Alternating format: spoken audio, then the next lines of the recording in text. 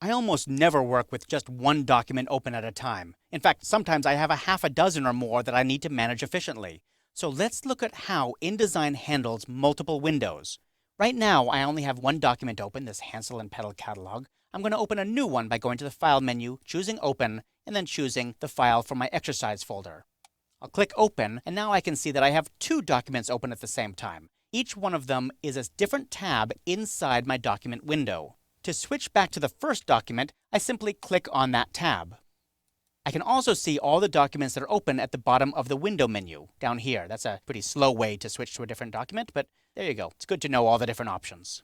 The keyboard shortcut for moving from one document to another is Command tilde. On the US keyboard, that's the key up near the numeral 1. But Command tilde or Control tilde on Windows moves from one document to the next. In fact, why don't I open yet another document here? I'll just go to the File menu, choose New, and then choose New Document. And I'm not going to get into any of these details right now. I'll deal with that in a future chapter. But right now, I'm just going to click OK so that we can see that we have 3 documents open at the same time. And once again, I'm going to use Command tilde or Control tilde to move from one to the next. It just rotates through them. Now, I've found that some people do not like this whole tabbed window thing. They don't like having multiple tabs in one window. I personally love it. I think it's very efficient. But some people really want to have multiple windows open at the same time. And you can do that by clicking on this tab and dragging it down. And when you drag it down, it becomes its own floating window. If you have a bunch of windows open and you want to pull them all out into separate windows, you can do that by going to the Window menu, choosing Arrange, and then choosing Float All in Windows. So when they're in individual windows, they're floating. When they're all in one window, they're docked.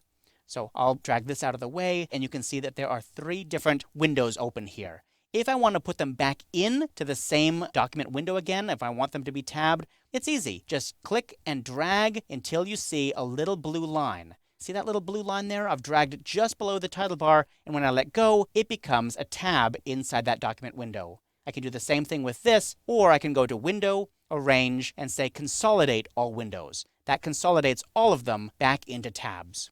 Okay, now for the most important multiple window feature of them all, that is in the app bar, the Arrange Windows pop-up menu. This menu, which only lives inside the application bar, so if for some reason you've turned off your application bar, you will not get this feature, so you better have that turned on. Inside this pop-up menu is a whole bunch of different arrangements for multiple windows. This is very handy, especially when you need to see more than one window at the same time, because you don't have to drag windows all over the screen. Instead, just go to this Arrange Windows menu and choose the configuration that's closest to the one that you want. For example, I've got 3 documents open right now, so I'll just choose 3 up, and you can see that I get one document window, but with all 3 documents showing at the same time. If I don't like the relative size of each of these, I can place my cursor over one of the edges and drag. In this case, dragging to the left makes this one smaller and the other ones larger. If I want to see only 2 windows, I can select that out of the pop-up menu. If I want to see all of them back in one document window, I can simply choose that one window, consolidates them all back into a single document window again.